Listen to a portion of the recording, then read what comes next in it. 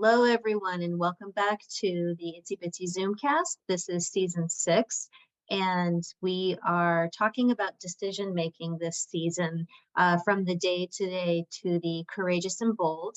And today's episode, we are talking about who makes decisions for us and how can we be a part of that decision making process. Sheila, how are you doing? I'm good. I'm really excited tonight because one of our guests is my former professor, Kim Lucas. So I can't wait to hear from Kim tonight. I took her course on early childhood policy, and I learned so much. That course was the reason I joined the certificate program that I did recently, and it's really changed the way I interact with the different levels of our field. It made me feel like I have a voice that's worthy and that I have a place. So I'm excited to have her on and introduce her to my own student, Jocelyn.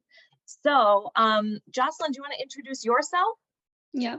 So I am a second year at HCC and I am transferring to Westfield as a liberal studies major in the 2+2 early ed care.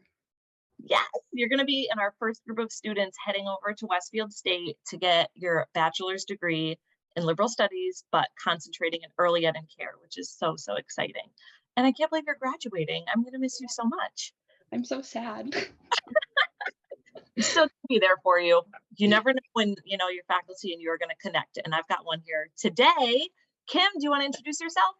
Cool. Yeah. Hi, everyone. I am Kim Lucas. I am a professor of the practice in public policy and economic justice at Northeastern University, and I'm at the School of Public Policy and Urban Affairs. We're so excited that you're here. Can you talk to us about what you do and how policy and research connect to advocacy efforts, specifically in the early ed field? Yeah, definitely. So I guess I'll start with everything I do, I kind of did not aim to do. So when I was an undergraduate, I was a psychology major. I was really interested in developmental psychology, and I happened to be doing a policy minor. And way back then, I decided to, as any efficient student might, I kind of combined all of my papers into one field, and I was like, well, early childhood policy, isn't that a thing? And way back then, people would say, is it? Do we do that? Why would we have policies for babies? That's silly. And I kept getting those questions, and that said to me, oh my gosh, we're onto something here. Maybe if people don't think we have these things, maybe we don't, but maybe we should. So fast forward, and I won't tell you how many years, but fast forward a lot of years, and here I am now as a researcher thinking about really the Boston context, because that's where I've landed. I'm originally from San Francisco, but I've landed here in Boston. And I've been here for over 10 years at this point, studying early childhood, really thinking about how what we do in the field affects how we think about the systems that we're trying to build. And that's the policy piece, right? But the mechanism in between is advocacy, translating what we do on the ground all the way up into building policies and regulations and maybe sometimes even legislation. But what I've learned over the past several years is actually all of these pieces are tools in our toolkit. So research is one of the tools, policy is one of the tools, advocacy is one of the tools that we all have in the field in our toolkit, where we can use these tools to make early childhood work better for young children, for their families, for early educators, and for all of our communities. And so they all kind of glom together, but they're all really distinct and important parts of what we do. And those are just 3 tools, right? Those 3 things. I mean, that we're not even talking about the best practices that we learn from the ground up.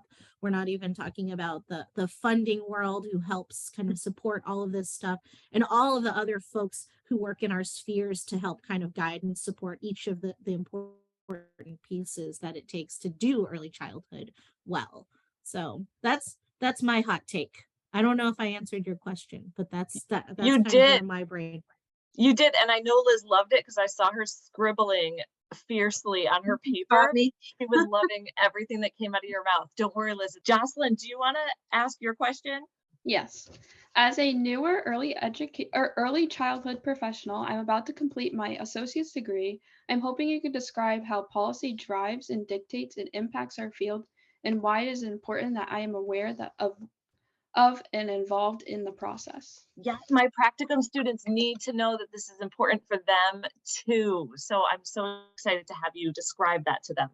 So it's Yeah. not just me describing I- it. I'll give you my hot take on this, right? But I'm actually curious. I'm gonna like do the professor thing and flip it back to all of you because I want to know from your perspective, and they're very different perspectives from my own. So just for my own enrichment, I'm curious what your answer to this would be, but I'll go first. Here's what I think. I think policy can do two things, right?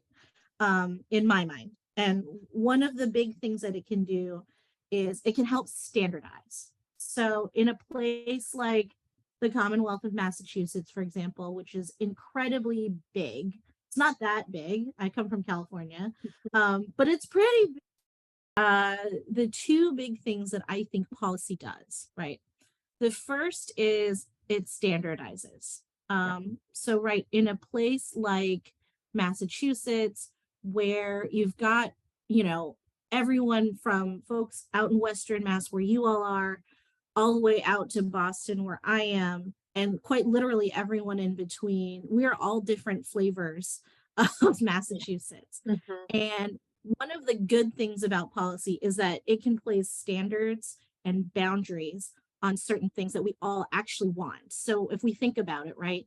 For example, ratios. Yep. Right. You probably want some in ratios for safety reasons, for growth and development reasons, right. And you want to be sure that if I move from Boston out to Holyoke, then I know that they're pretty standard across the board, right? So that's a good thing. And I think standards, consistency, that can be really good, especially in one place and space. So that's one thing I think policy can do. The other thing, which is gonna sound weird, but I think policy can actually, aside from place boundaries on things, it can also open doors, right? And so I'll give the example of here in Boston, here's an example of how research connects family childcare folks who work in the city over here. And one of the things, and I asked them a lot about how they see themselves in the city. What's their role in the city? What do they think their role is? And they told me a lot about how they position the support for young children, a support for their local families, a support for their own communities sometimes. But one of the things that was missing was they weren't saying that they were business folks. And I don't think many of us first and foremost think of ourselves as business folks. But from the perspective of the city of Boston, it thrives, that it's growing, that it continues to exist. And so in that regard, what we did was we created a policy and a program that provided folks with business skills and some money, because who cares if you've got the skills if you don't have the money to support it. And that allowed folks to, like, I think, beef up their administrative side of things. And so we got creative and innovative in that space as a local government and said, yeah, we're going to use some of our dollars to support this thing. It opened doors for folks and it helped sustain our local childcare businesses, as we like to think about it, our local childcare entrepreneurs, to make sure that our families have access to childcare. And so that's something that we often think about that I often think about is that policy can be a catalyst for new things and it can open doors for folks. But, I'm going to flip this and say, I'm curious for all of you, what do you think policy does? I know what I'd like it to do. You go. I guess right now I'm involved in making sure I'm at tables where conversations around educator preparation and credentialing are happening. So I am really interested in anything involved in equitable credentialing systems, access to higher ed and modalities that work for this field and in languages for the people that are doing this work, um, and aligning that with compensation that's not reliant on parent pay. And how can those things work together? And I think that's how we're going to lift the field, is finding an equitable way for people to get the credentialing they need and access higher ed in the way they want. It's, right now our union doesn't allow us to teach on Zoom anymore, right? But a lot of our early childhood educators loved learning on Zoom because they want that face-to-face interaction. But driving to campus for a 3-hour night class after caring for children in your home for 10 days, not awesome. So I'm finding myself not only in, EEC's realm of changing the credentialing system, but also in college governance, and how can we make our union feel strong enough to support a distance education agreement that allows us to meet the needs of our field. So that's my soapbox.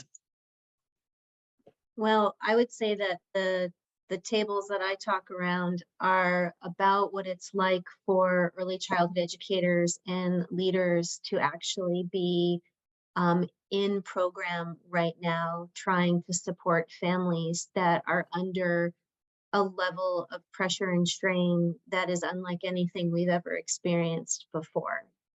And the truth is that our field was on its knees before the pandemic, and that with the pandemic, I can't even describe, it's like flat out, and the struggle is real. And there is a mass exodus happening in our field right now, and people can't afford to stay. And the people that are here and sticking with it are feeling discouraged because they don't see the research policy advocacy coming together to create the funding that the field needs. So we have this old saying, but that parents can't afford to pay and teachers can't afford to stay. But we've got this added piece that we have children who were born in the pandemic. Who they are, how they function, how they move through their days is really different. And so we have a field that's sort of reeling from the trauma of the pandemic, and then trying to figure out how to support children and families in this new world we're in. And it's a taxed and exhausted system. Yeah. So for me, when I'm talking to people on the daily who have their feet on the ground, they aren't quite sure that anyone's listening. So where I go to then is like, okay, how big does our megaphone have to be? Who do we invite to hear us? And what do we do? So I'm drawn to this idea of advocacy and rallying people to create policies that make a difference and to get us the bedrock funding that our field needs, in order to, really, our field is not just people watching children. This is a profession, and also it is about workforce. Nobody can go to work if they don't have a place where they can safely leave their children for the day. And so there's these pieces that I feel like it's not moving fast enough, So on a day like today, where I've been hearing and working with people all day talking about the real struggles, I'm really curious about where we can go to feeling encouraged or feel that energy to keep up the fight, so to speak. Mm-hmm. So that's kind of where I'm at with it. Yeah. I was just at a conference today where folks were talking about how it was a climate conference, so it wasn't an early childhood thing, but in a similar vein, right? I think the climate can also kind of get you down sometimes. Absolutely. And folks were talking really about, like, where do you find the joy and the exuberance to be able to push forward, because actually creativity comes from those places. Mhm. Creativity comes from joy. They're right now, I think really what we need in all these spaces is new thought, new ways of doing things. Early childhood in particular has been a space that has been, I think, to your point, Liz, kind of neglected um, over the last, decades, several decades, right? And because it's been neglected, I think this is a space, an opportunity for us to think of new ways of doing things. People, especially right now when everything is like, oh God, what do we do? Well, let's offer new ideas. Yeah. And I personally think that, back to Jocelyn's question, there is something about having folks who are on the ground, who are new in the field, who are seeing things with fresh eyes, or who have seen things for a long time, from the bottom up. The innovation doesn't have to come from some genius person who made a new thing. It actually comes from many voices who have just seen something, or Yeah. maybe are seeing something new. And so making sure that we have everyone's voice at the table, at our tables. And Sheila, I love the fact that you talked about, like, there's the policy EEC level of things, but there's also the institutional level of things. We're talking about our academic institutions.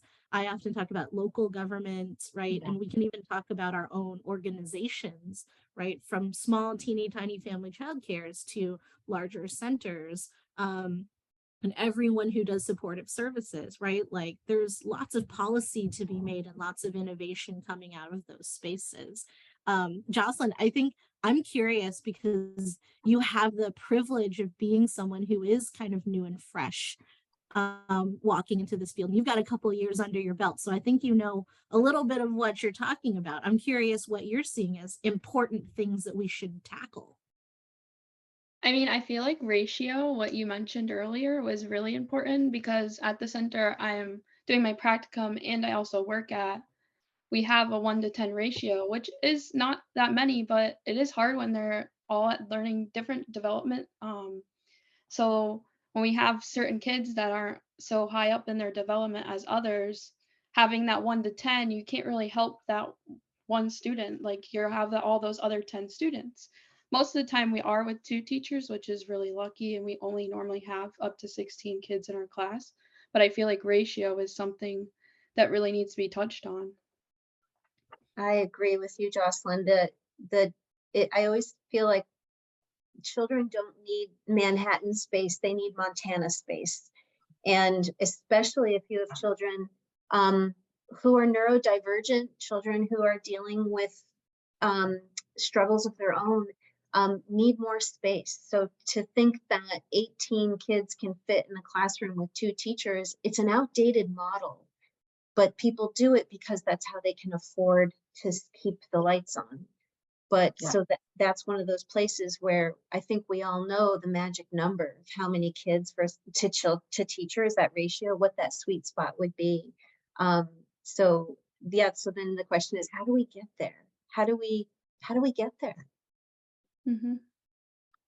I love what Kim said about just how can we do things differently and just try things differently. And I know, I think you meant like a systems wide approach, but even in our day to day, I was talking to a friend, a colleague, a brilliant woman, doctorate level, and she said, my daughter tells me her preschool lunchtime feels like jail. They're not allowed to talk and they have 20 minutes to eat. And I thought, that must be stressful for the teachers too, to try to keep a huge group of preschoolers silent and eating. So I thought, why are we so focused on meals in this way and eating in this way? And it just feels outdated. It's an outdated practice of societal living that doesn't matter. And it could make a teacher's day much easier if we were not trying to make preschoolers be quiet and eat. So just trying things new.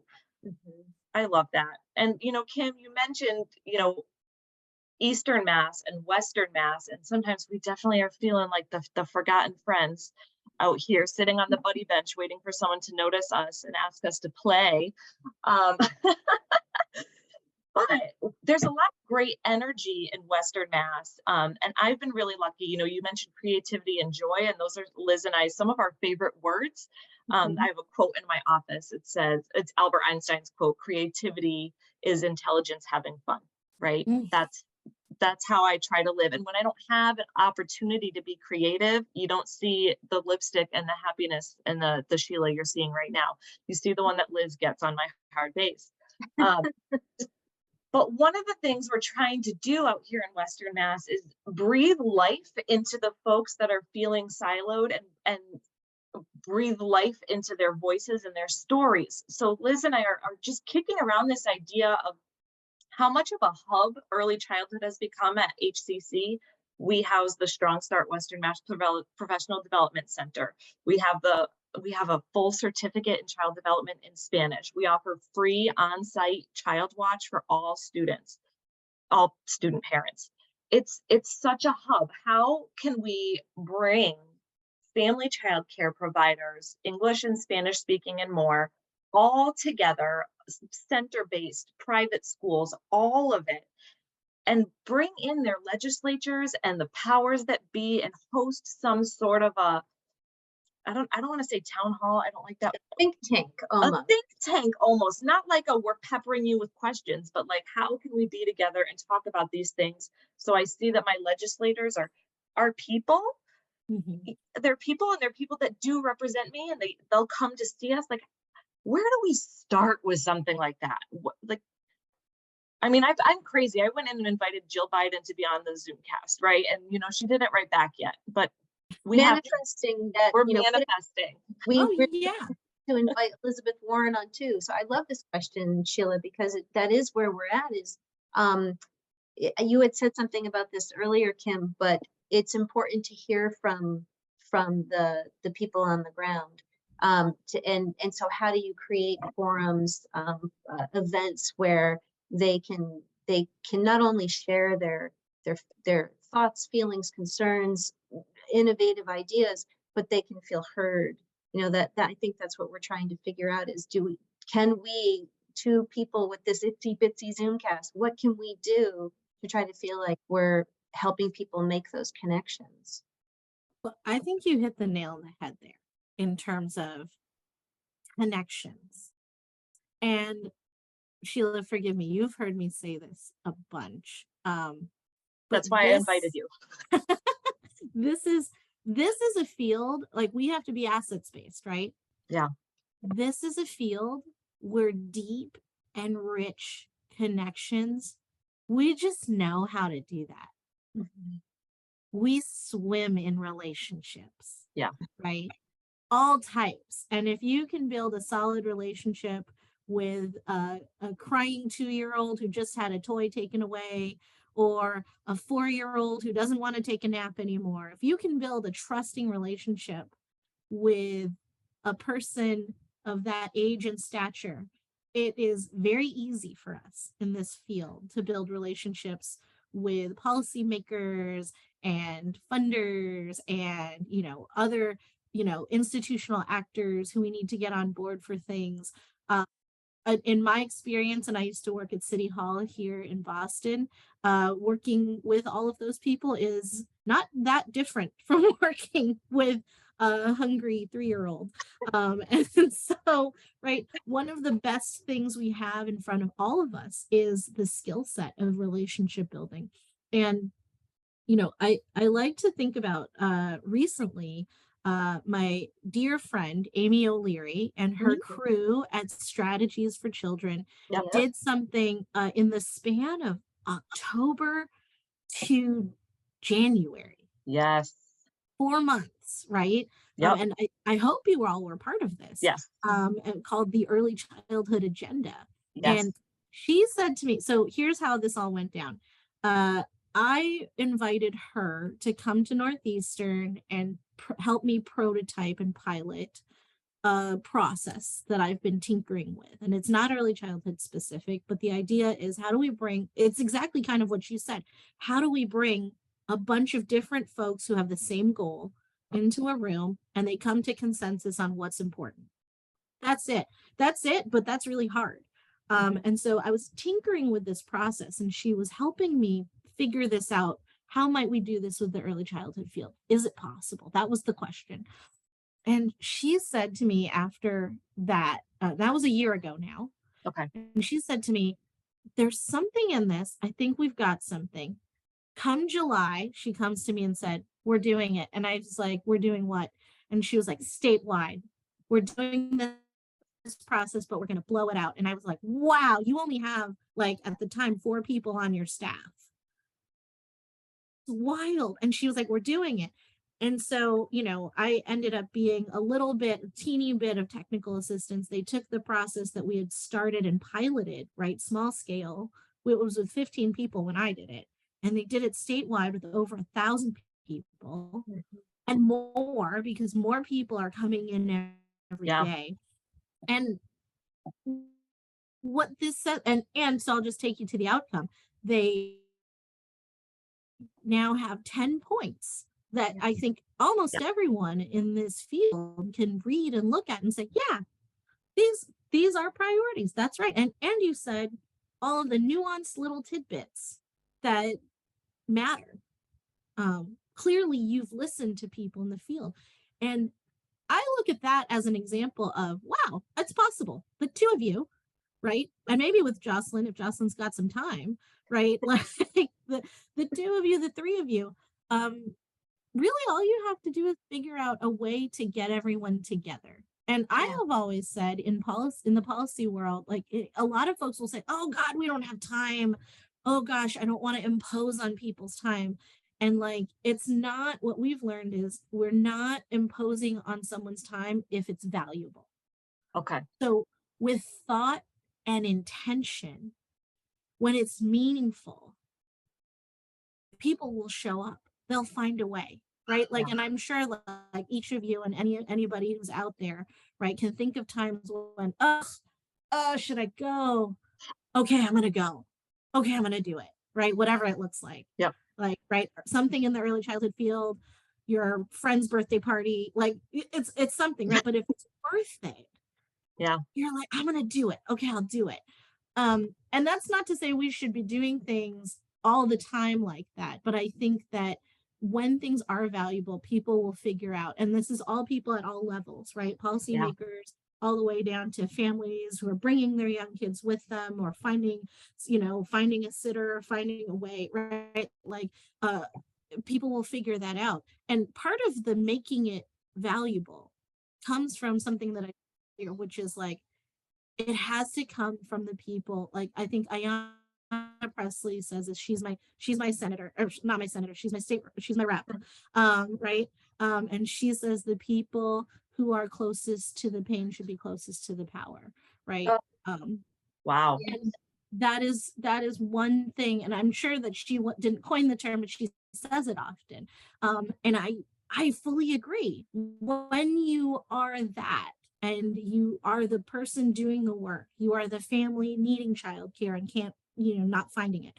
When you are someone trying to offer supportive services and they're just not working out, right? Like, you actually have really good solutions in front of you. You actually can bring people along with you, and you are the folks who can actually make things happen. And so I think Sheila and Liz, you all have a platform that I think is really cool, because number one, it's a Zoomcast. And so we can watch, listen asynchronously. Yeah. Right. So it's a way of hearing and learning about new people and new things and new ideas in the little time we all have.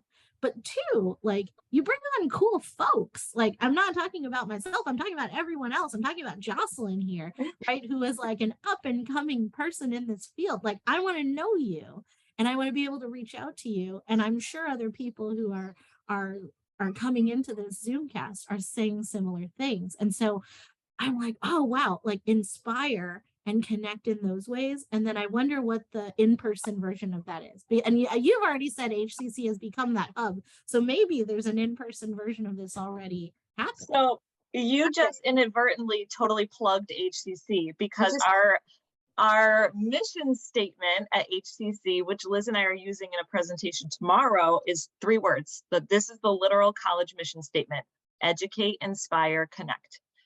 And Liz and I work really hard to make sure that the choices we make when we bring students like Jocelyn in, the purpose of this Zoomcast is to connect the Jocelyns with the Kims, right? To build those professional networks, that it lives that mission. So you said that we're doing it, so that's super validating.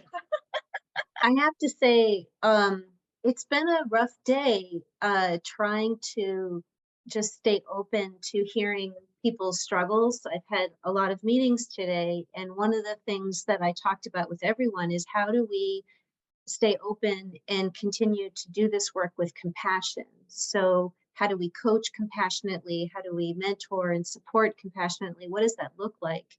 And oh my gosh, when you said we swim in relationships, I mean, some of the magic that's coming out of your mouth tonight, holy moly, but that one is just so true.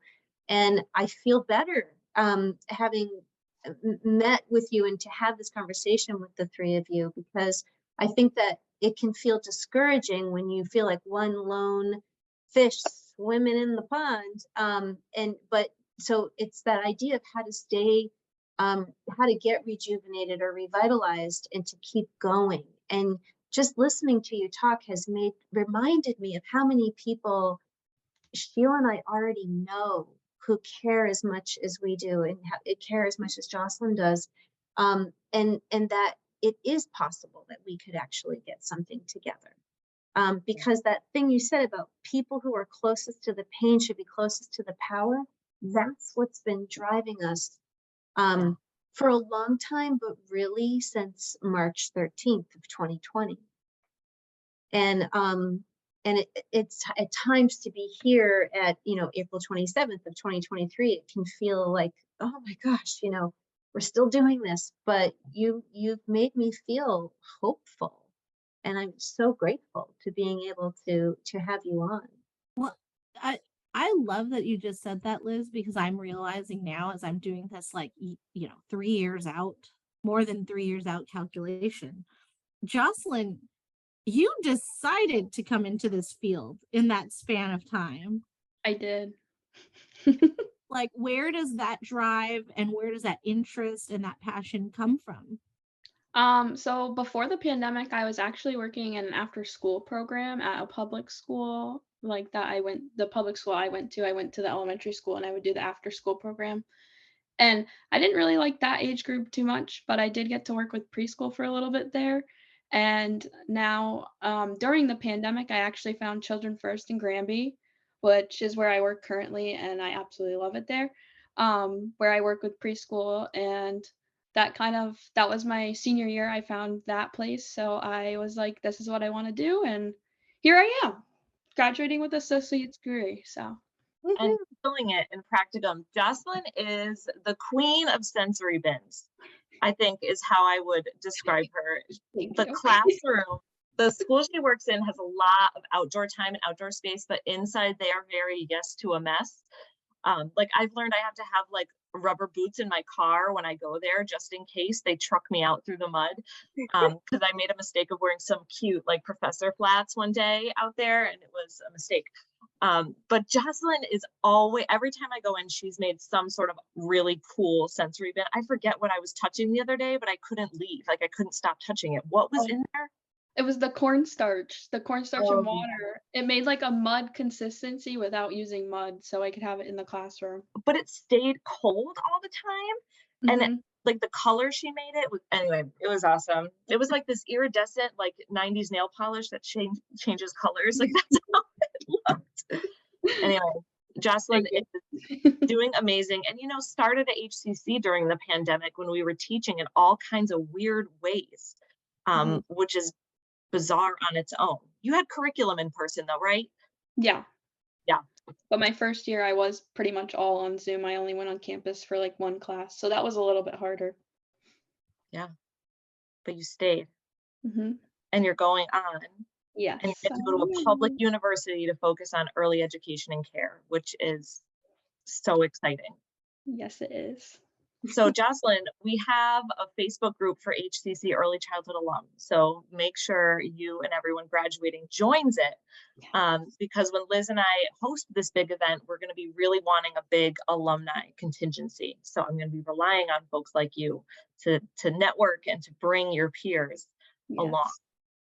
I can't believe we're wrapping up this episode. I feel like that was 5 minutes. And I know Liz times us. Well, how did let how it did we go. do? Don't worry about it. We're not going to talk about the time. I was so riveted. I was like, forget it. It doesn't matter. It's a good episode.